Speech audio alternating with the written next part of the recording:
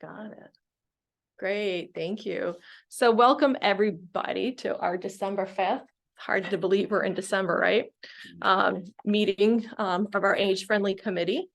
I had sent out the meeting agenda and meeting minutes from our previous meeting.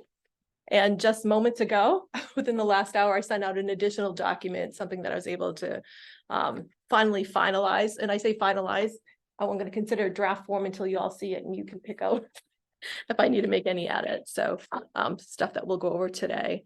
So knowing that I sent out our November meeting minutes, were they accurate based on everybody's assessment reading them, just so that we can accept them? And yeah, no edits needed. Good. Thank you, Michelle, for everybody that was there.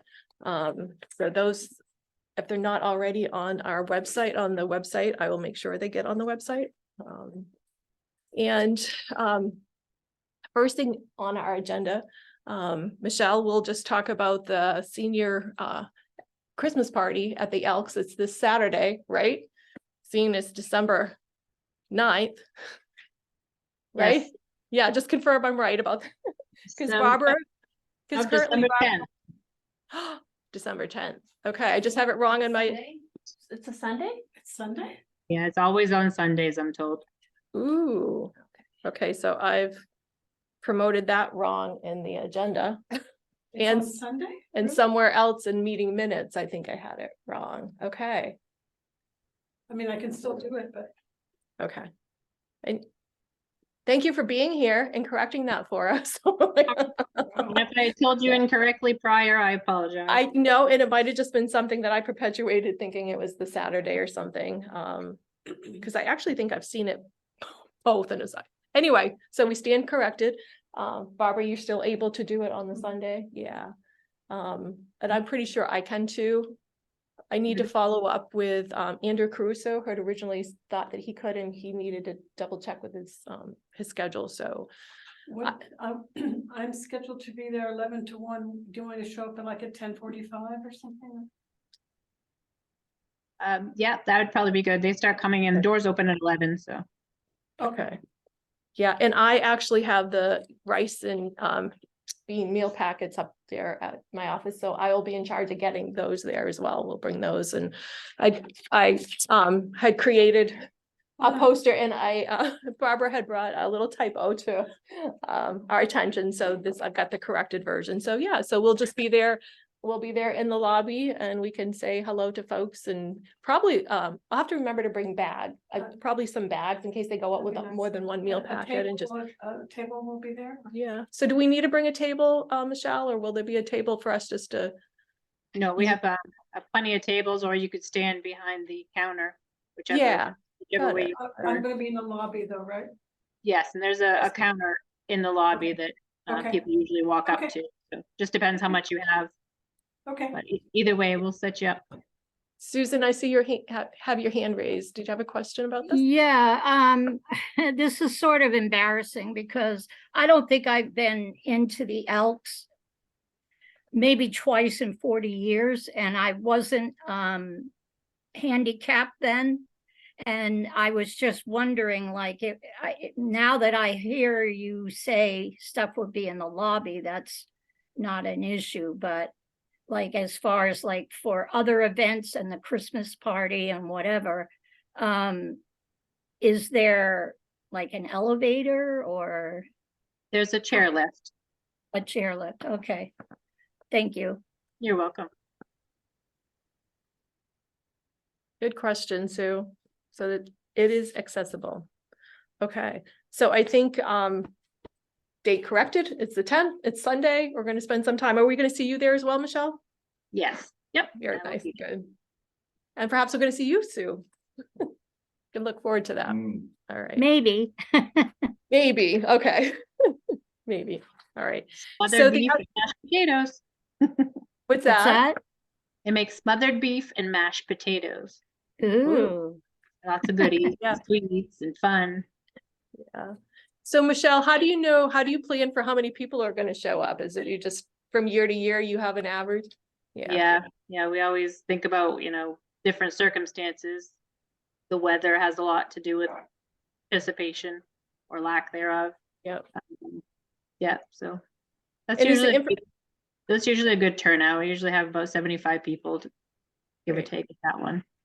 So the information, people in general just know about it because it's like reoccurring. I'd seen some sort of feedback on social media. It's like, okay, where's a listing of everything that's going on for the holidays, and like, how do we make sure Yeah. people know about it? Yeah, that would be nice, all in one spot. We advertise on the radio and the paper. We send emails out to the churches, sometimes a flyer included so that they can pass them out to their patrons. And yeah, and then Facebook, not a lot of seniors have Facebook, so that's this particular one is just mostly word of mouth, and if they're listening to the radio and going to church. On the bulletin board at the grocery store, things like Yeah. that. I think, Michelle, you could tie in with the town office, their community, bulletin, the lot of. And any activity actually that you have at the Elks would be good to have on there. Yes, yep. We'll give Amber something else to do. yeah, Well, Amber's running, I mean, yeah, it's just information. Yes, absolutely. yeah. Good. I Marie. do think the town calendar on the town's Facebook page is Yeah. like an untapped resource. I don't think people think of it, and that could be a one place that people that are on the internet anyway Yeah. could go to. Mhm. And I think that's like the intent of that too. It's as It far is. as like getting the information, and I guess it would be to Amber, yeah, to help populate that. So Could it be on the digital sign? I think that's what was just suggested, right? Or Oh. did you just, did you suggest that, Louis, or just, Okay, that's what my question was going to be, if that was the recommendation. I think it is okay to put it on the digital sign. It's a community event held by a nonprofit organization. So I think it passes our tests. So if you want to send the information over, we can get it uploaded there too. Sure. Thank you. What date is it? This Sunday, the 10th. Oh, yep, I was just checking the community calendar. I do see it on there It is on there. as yeah. well, yep. And then the following Sure. Sunday will be the kids' Christmas party. A lot of people who are savvy with tech can pass it on to their relatives, and their friends, yeah, Yeah, get to the house. share the information. Good. yeah, feel free to send that over to Amber. I have access to it, but I haven't been able to spend much time on how to actually work it, so feel free to send it over though. Right. Okay. So you're confirming Amber is the person to get that information and do it? Okay. Yeah, I think her and I and Diana have access to it, but so far, Amber's really done the lion's share of it. Okay. And am I correct that you don't need reservations and it's free? Is that right? Or Yes, that's correct. Yep. I should bring them in, huh? Yeah. All right. So I think we can move on to agenda item number 2, and I have on there the Katahdin Snowdown, some pre-planning. The only thing that I know is it's usually typically held during school vacation, right? And school vacation week is February 18th. Whatever the President's Day, the week of President's. Starting February 18th. Last year, we held it on Sunday, February 19th.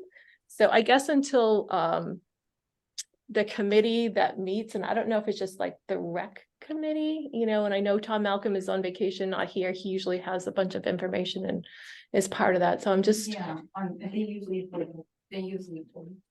except the Winter Fest, it's supposed to be the Winter Fest. right, And then Snowdown is just part of it. right, one day in Winterfest. So I'm just guessing, I don't know which, I'm guesstimating out what the date would be. And like I said, I it's think just. the 18th, Yeah. right? As far as school vacation week, where they would plug us in, because like Robin had just said, it's part of Winterfest. And so I think last year, I guess we were at the Sunday at the beginning of Winterfest as Mhm. opposed to the end of it. And so, so if that was the same situation, it would be the 18th is the Sunday. and I know, had received an email from Bailey, from the Gear Library as far as their participation again. So I think, at this point, just everybody like have it, I guess, have it in mind that it's gonna happen. I hate to like go ahead and make some plans without like, other than we're gonna participate, Age Friendly Committee is gonna participate and help be a very integral part of that to make sure it continues, because it was part of, it did start with us. Yeah, it Right, was you very know, and successful they- last year too, yeah. right? Pictures were fantastic. Yeah, it has been successful every single year, just whether like, how is it gonna grow?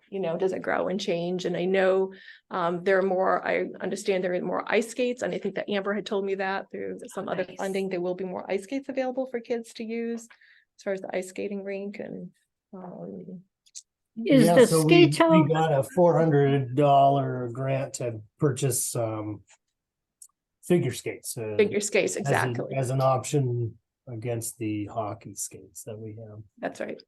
So that will round that out. And Peter, do you want to answer Susan's question about the ski tow project? She was asking if that was going to be ready For what? for next February for our snow down. Of like, so that's a 2025 So I thought, project. So this winter is not going to have rope tow. We are planning that to be installed ahead of the following winter. but people will still go use the sliding hill like they had in the past. Of course, yeah, and so Outdoor Sports Institute is expected to be leaning into some of the in-town local snowmobile trail grooming, so they'll be their intention is to groom out that Skeeto hill, so it'll be a lot more tolerable and usable, I think. Just as a first step, we'll figure out how to fit that down through there and get the sliding conditions better, and then moving it into the spring and summer, we'll start installing the new building and rope tow over there for next winter. Very good. Last year we talked a lot about the football, the track and field over at Stearns High School being groomed, Mm-hmm. all winter, so people that want to try cross-country skiing can. Can, yep. It's kind of like a great place to start. Right. Do you know if that's something that we can? So I know it's on, I spoke to Bailey about it a week or two ago. So it's on their radar again, Okay. as a potential. I don't know where it is in any decision making, but yeah, that was what Robin just brought up. Stemmed from a conversation last year. If we want to get more people used to learning how to cross country ski, wouldn't it be great to have the track groomed all year round so people could then borrow. Yeah, you're looking at me, John, because you work at the Gear Lot. Come get cross country skis and then go over to the track and just learn here locally. And so, have you heard any conversations about that? Oh, I've only filled in at the Gear Library, so. Okay. I'm just very supportive. of Okay, anything. It sounds okay, great. good. All right. Yeah. Yeah. No, we certainly want to follow up on that. Yeah. So I guess we just welcome, we want to have what we've had in the past, and we'll just have to see if there's any way or anything that we want to grow as far as the ideas. I know, I was just thinking about the younger children that don't yet, skate and whatever, like just having Sparky, the fire dog over there last time was a huge fit. So maybe we need to, find other ways to have somebody dressed up in costumes around or something just to engage with kids. So that was just a thought of something for the younger kids, the younger families too. Yeah. Okay. Need a Paul Bunyan. Need a Paul Bunyan? Okay. Snowman or something. All right. I think you can get inflatable snowmen that aren't that like, Oh my God. yeah, it's the Outfit, yeah. inflatable outfit that aren't that expensive. We'll have to figure that out. And we do have some funds that were set aside just in the municipal budget for events. So can be thinking about what if there's anything that we might need or want to tap into. So we do have some funds. So stay tuned. We'll continue that planning. Next on the agenda, I have here for the people that are present, I have a paper copy of the transportation, for all, grant funded project, and I just sent it out, before the, meeting started. So those of you on Zoom, if you want to pull that up.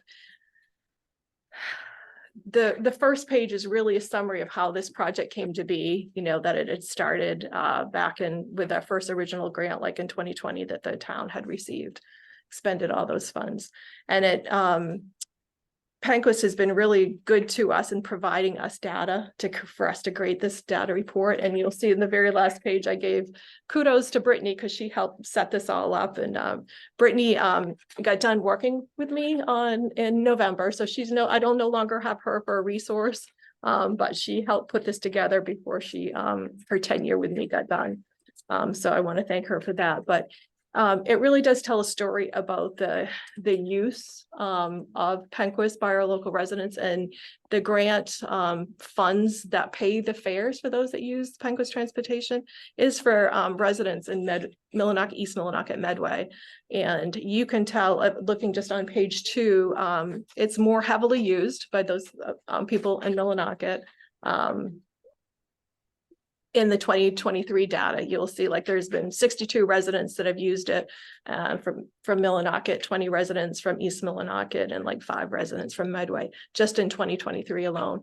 I had asked them to provide us with data since inception of the original grant. So you'll see it's broken down by year, 2021 up until present day. The data for 2023 this year is January to September. We had to have like I've got some more recent data, but we had to have like a, end date when we first got the summary data. So it is up through September. And you can see just on that page 2 that in the whole time that this program has been in use, or that we've provided the funding for it, we've had 87 distinct clients use the service, and you will see by the rates that they're using it more than once, using it multiple times. Our goal when I wrote this funding for this, I want to say this phase of the grant was to double the amount from 40 to 80 distinct clients per month. So we really wanted to make local people know that there was transportation options, somewhat limited sometimes because you have to schedule a ride or you have to go by their schedule, but there is a resource available in town. So with the goal of doubling it has mostly been by, to date, has just been by those resource cards that we created and sent home in mailings for all the residents of Millinocket. And just anytime I get a phone call, or no, I send them to John at the library, who's a resource navigator, and I'm sure he tells them about Penquist, right? Oh, yes. Yeah, Everything. yeah. And on page 3, there is a breakdown of the trips by the age group. And based on the data that they provided, you can see that there is a wide range of ages using Penquist. It's interesting that they have a 20 to 49. They have quite a wide range of ages, and then 50 and over, and then it's broken down a little bit more. And they may have done that. I'm not sure how we came about with those numbers, because they may have done that just to give me more information on the 50 and older, just because the funding is like really targeted around our older citizens. The grant funding source is like aimed at meeting needs of older citizens. So that might be why. But really the trips, it's like 60% of those taken using Penquist were 60 and older. And, so it shows that up to age, are 50 and older, and then 40% of are younger than 40. So like I said, there's a wide range of ages using this. I'm not going to just like read every data point. I want you guys to look at it and then come back to me with questions. So Susan, you have a question? Yeah, actually 2 questions. You waited too long. Oh, I'm sorry. No. I need to glance up and look at it. Yeah. I'm trying to be smart. Okay. Speak up. So how do people refer to this program? Like, is it rideshare? Is it what's it called? It's Penquist. You have to call the number for Penquist Links. just tell them you want to ride. You don't even have to know, but it's just the fares get charged to this grant. So you don't have to have a name. It's just Penquist is the transportation provider. You just have to call up Penquist and, you know, request your ride where you need to go. And they just plug in this funding source. Just because they know if you're from Millinocket, it taps into this, okay? Yes. Because Yep. I do get questions from people occasionally through the citizens group page, you know, they think I'm up on all this stuff. Yeah. And so you know, that would be helpful. And then like what I saw about Penquist, it looked like the traditional Penquist anyway, you have to give them 3 days notice. And still so the like same. I just got a message from someone last night that has a procedure at MRH for Wednesday. Well, today wouldn't have made it, it would have been for tomorrow, wouldn't be 3 days. And so, you know, I don't know if they ever make exceptions or what, you know, if it has to do with availability, if they're able to, they will, or how that works.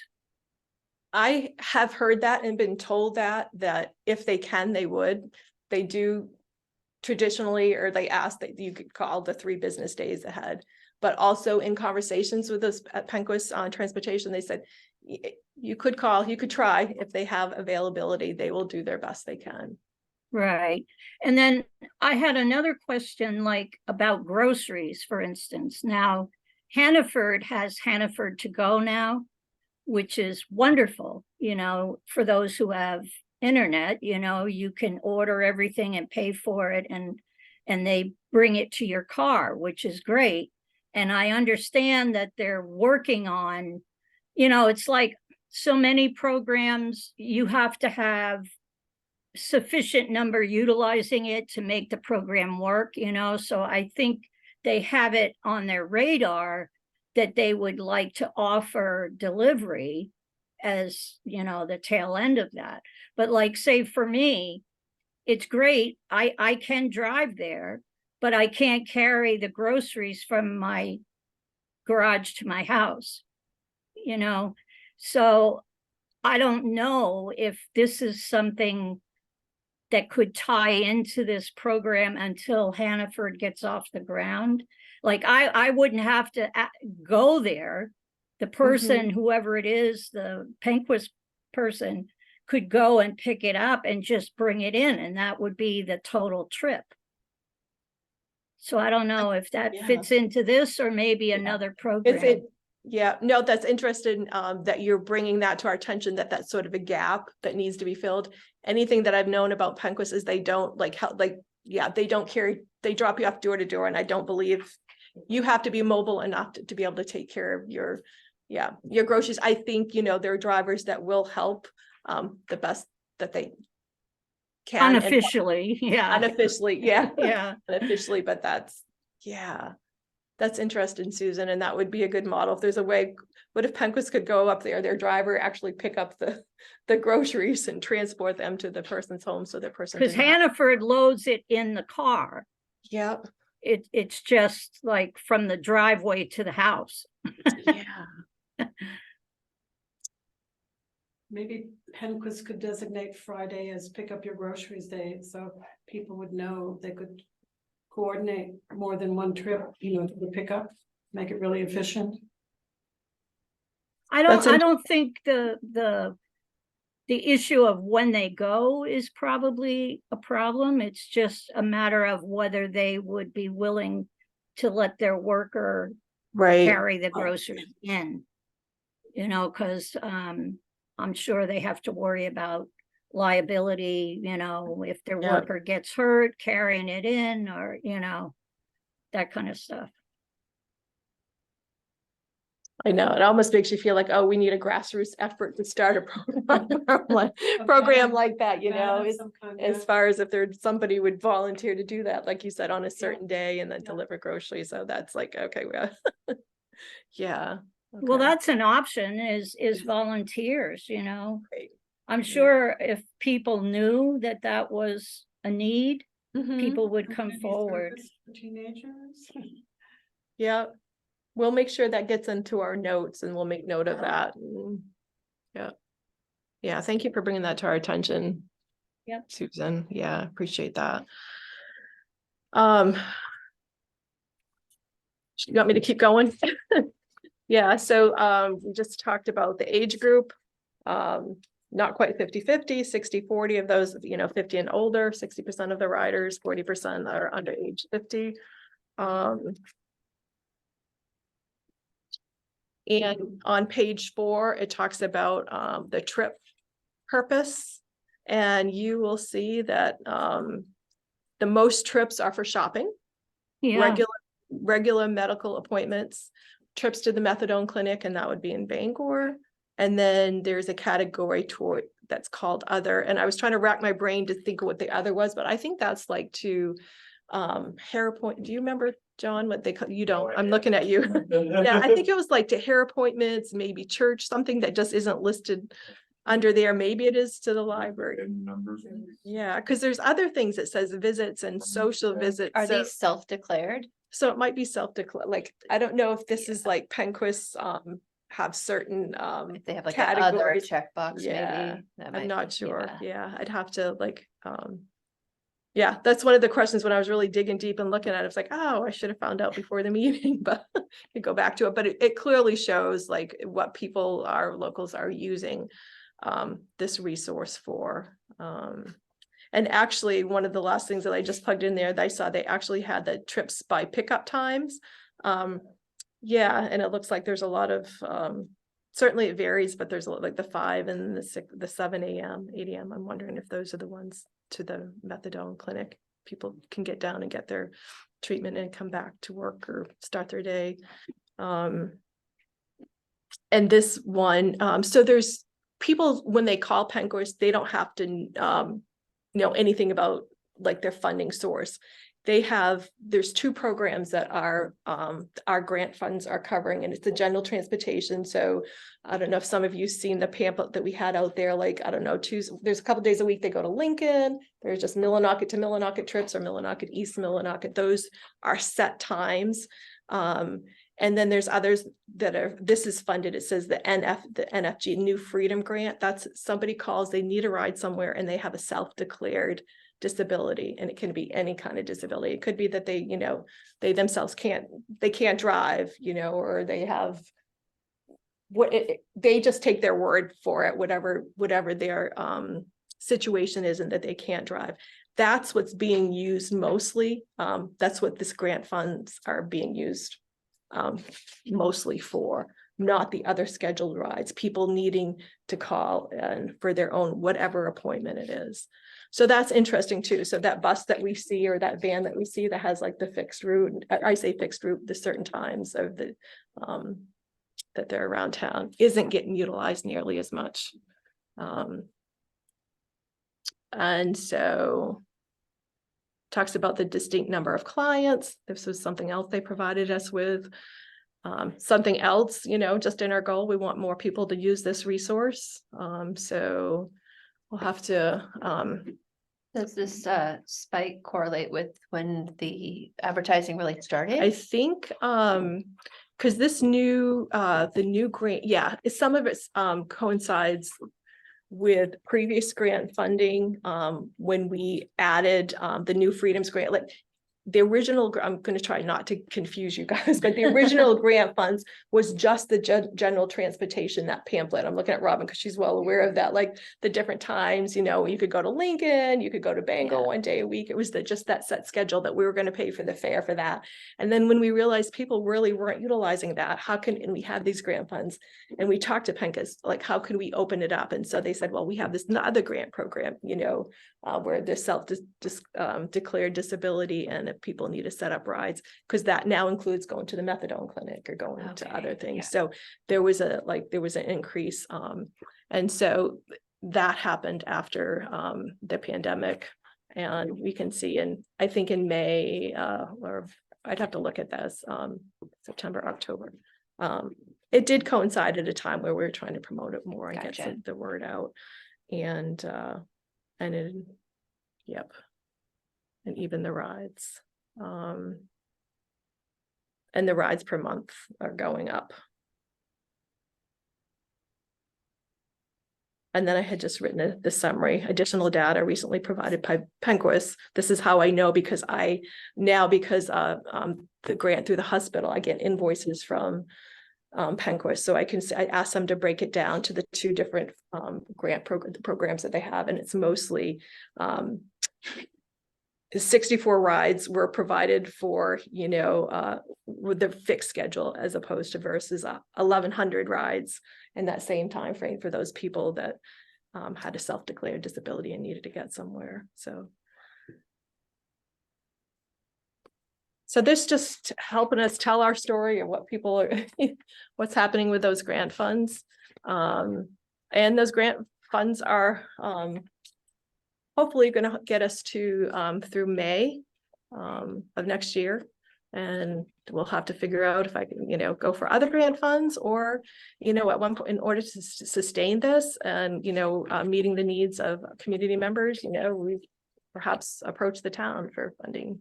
In the past, that has happened, that municipalities have actually had partnerships with Penquist and help pay costs for their community members to get transportation. So I encourage you all to read through this and let me know if you see typos, any kind of arrows, something that doesn't look quite right or you don't understand, just so I can make it better and before I submit it as final. And I'm going to share it with the counselors and put it up on the website. So any questions? All good? All right. Next on our agenda, there's an opportunity for member updates.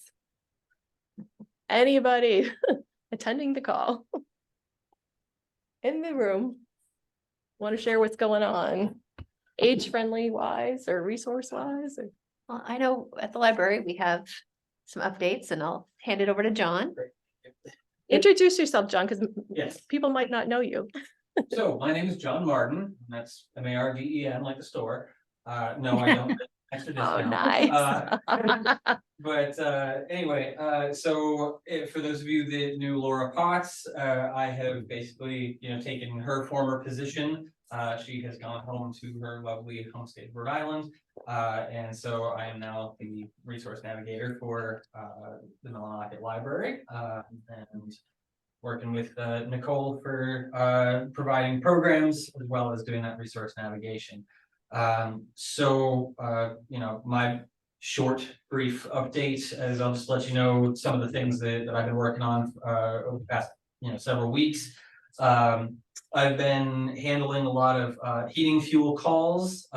We provide some heating fuel stopgap assistance for those that are waiting on their Penquist appointment or waiting for Penquist to fill their oil drum, stuff like that. And of course, anybody that shows up that has not already talked to Penquist about that, we sure to refer them there, as well as to any other kind of resources that might be necessary.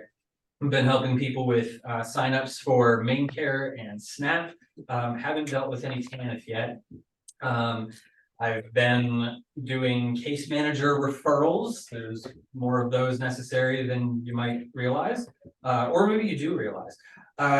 Been referring people over to general assistance when appropriate, as well as referring people to various programs regarding home heating system repair and replacement.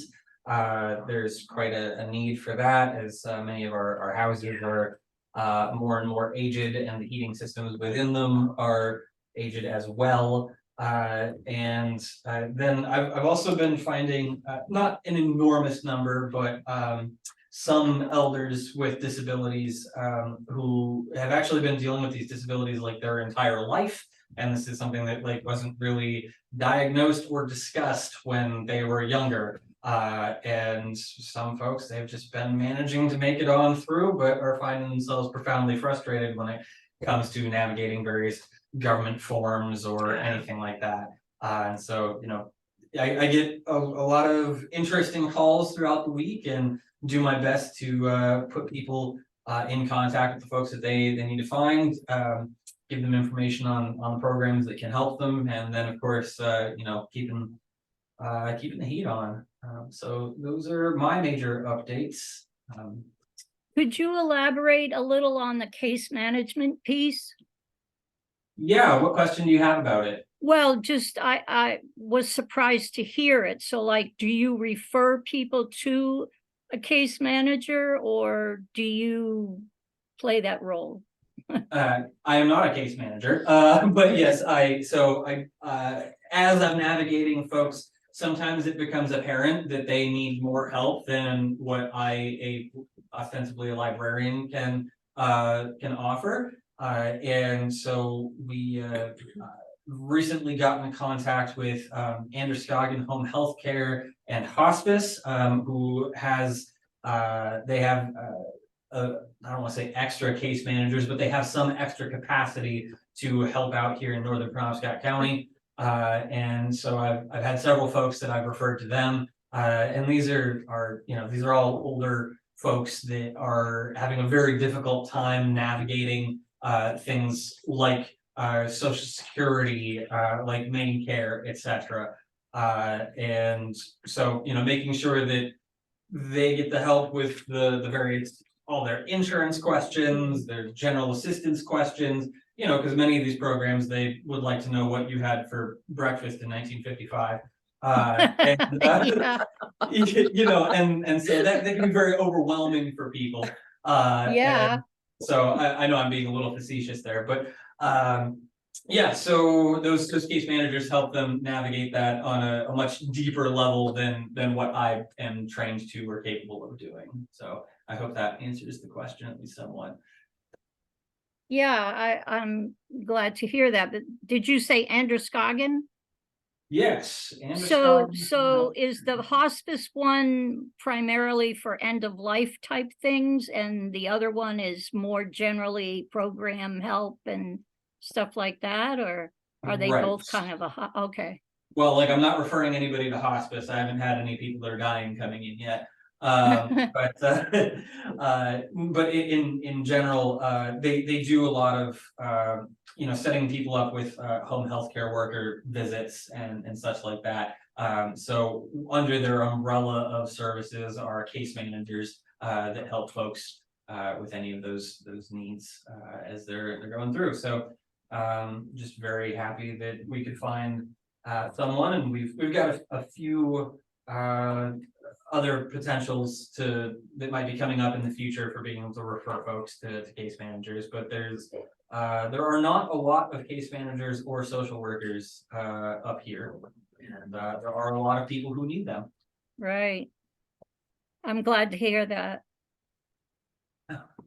Yeah, you're doing lots of great work. Thank you.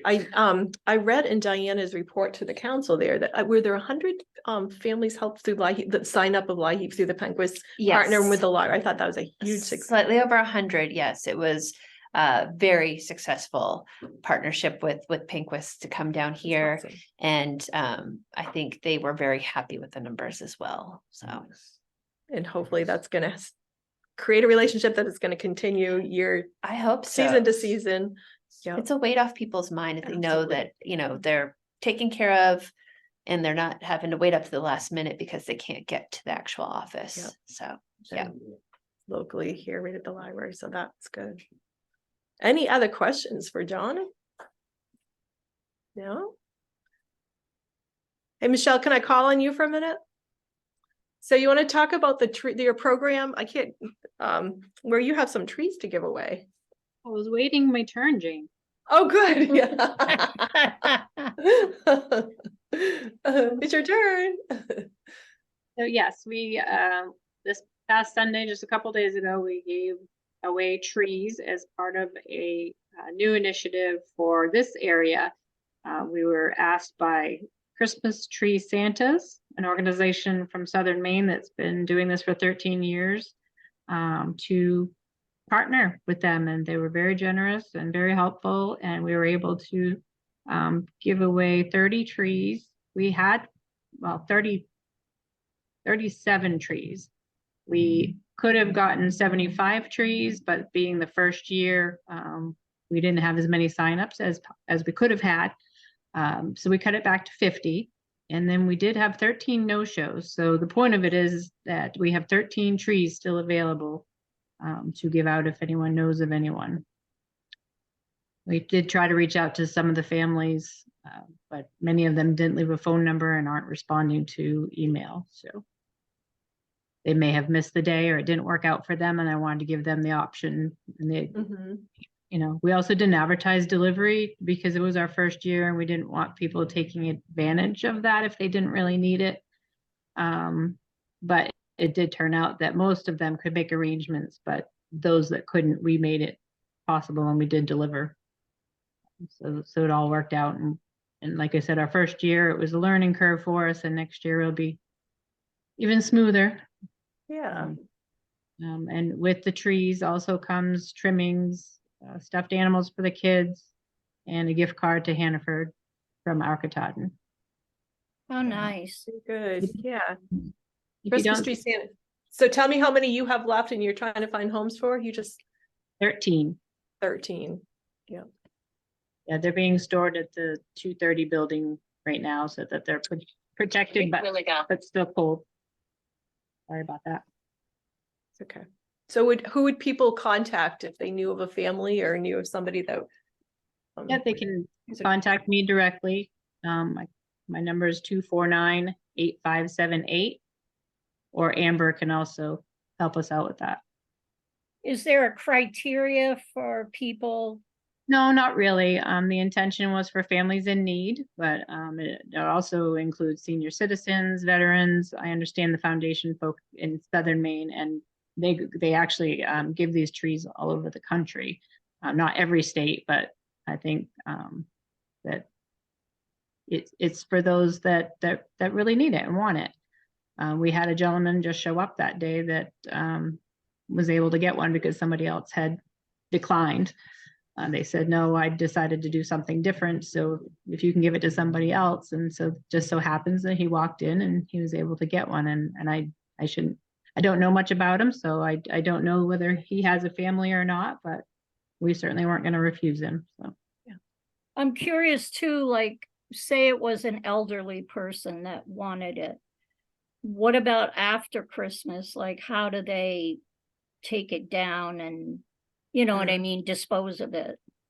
yeah, we haven't had to cross that bridge yet, but I'm sure we could find somebody to help them out if they couldn't find someone on their own. I was just curious, yeah. I mean, that was a good point, Susan, because yeah, you have to like then dispose of it properly and safely and that sort of thing. So yeah, thinking about all the details. Thank you. I don't know. Other member updates? I can say. I'll talk about the sandbox. Yes, Jonathan. Oh, okay. Yeah. I was hoping we'd hear about it. Yeah, so the sand buckets, the crews have been out, they're delivering sand buckets, the last week and this week, not going as great as, we were hoping. Some of the residents have moved from addresses, never updated them with us. A few have passed away, but during the past year. So, we're learning that as we go out delivering sand buckets as well. And then we've had some issues, just people are very demanding of sand buckets. They want them when they want them and not when we're able to deliver them. So we're working through that as well. We're not, going to be able to accommodate like Tom has in the past. So we're going to identify there 2 days a week that we're able to go as the fire department, depending on what's happening here. Sure. With emergencies and day-to-day operations, but we're going to try to identify 2 days during the week that we can go and resupply sand buckets. I know Tom, went out whenever somebody called. We're just not in a place anymore here at the fire station there to do that. So there's times, everybody's out of the building, including myself, running an ambulance call with a driver. So we're just not able to run every time we get a phone call. So I'm hoping those 2 days a week that we identify will help us with that. And right now we got 4 or 5 sand buckets left there to deliver. Just a matter of getting people to reach out to them and see what works best to get them delivered. But to resupply, it's going to be during those 2 days that we're able to identify. So I'm hoping that will help this year, being able to identify those days and say those are the days that we're coming to resupply. So if you know well in advance, give us a phone call and we'll tell you what day we're able to make happen. So I just have two questions. Do you need more sand buckets themselves, or do you have enough? No, we got plenty of sand buckets with the ones that Tom purchased last year. We got plenty of those. Okay, We're good with that. okay. And I know we had a flyer from previous years. Has there been any promotion of it? Are you just going from people that had participated in the past? So we haven't done any promotion. We've had a lot of phone calls on sand buckets this year, so it's kind of, word of mouth, and we've gone off the list that we had last year and following up with that. So we probably got half a dozen new names on it for this year. Okay. So I guess my question is, do you want it promoted? Yeah, that'd be great. I just don't have the flyer or Okay, access I do. for that. Okay. Yeah, that'd be fine. Yeah. And it's great, with the new crews here at the station, they're getting out, they're meeting people in the community, learning the roads, the neighborhoods. So it's helping us here at the fire station as well. Okay. I can find, oh, go ahead. I was just gonna say, I can put it on the citizens group page. Yep. And Jonathan, what days of the week is your, have you already? Is it like We really haven't identified. I was hoping the crew just got back from delivering some sand buckets, so I was going to talk with them and see. More than likely Thursday is going to be one of the days that's a more slower paced day here, and I'm thinking probably either Monday or It would be Tuesday. great to add that to the flyer. Okay. Yeah, or I can, or Amber if she puts it out, and the media places can have the little information that delivery will most likely take place on. Okay. Yeah, I can get with Amber. We'll know for sure by the end of this week what days. You could even put something like limited delivery schedule. Yeah, and I know there was like the phone number to call just to get signed up, and when people sign up, you could just tell them, here's the delivery date. Sort of thing. Yeah, so I know you can work that out on your end, so, yeah. Good, thank you. All right, and Barbara had an update. Yeah, I was gonna say, the farmer's market project is taking a little bit of a winter break, but we'll get started in earnest after the holidays. Maybe form a special subcommittee of the age-friendly committee to focus on that. And our goals would be reaching out to get more vendors and to get more advertising and support from the town, and a logo that we can use to really get branding on, maybe on the town website, and to talk about perhaps some merchandise that we could sell at the market, like tote bags and things like that.